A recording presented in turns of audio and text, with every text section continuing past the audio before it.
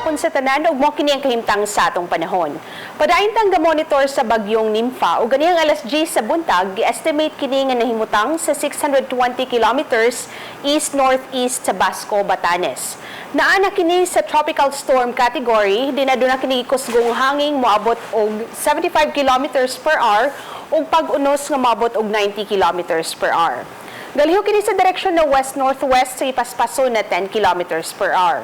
Ug kaning maong bagyo layo ra sa kayutaan sa Pilipinas ug wala kini direktang epekto.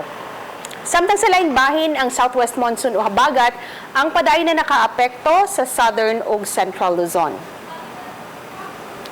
Ug para sa atong forecast track, ang bagyong Nympha posibleng makagawas sa Philippine Area of Responsibility ugma sa buntag.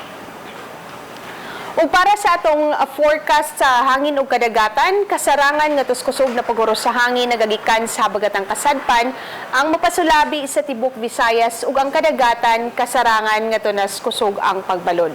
Ug aduna kini wave height na posibleng moabot og 2.5 meters. Ang adlaw mosilang ugma sa alas 5:33 sa buntag. Ug alang sa dugang na impormasyon, bisita atong website sa bagong.pag-asa.dost.gov.ph ug bisita atong social media accounts sa Facebook, Twitter ug YouTube.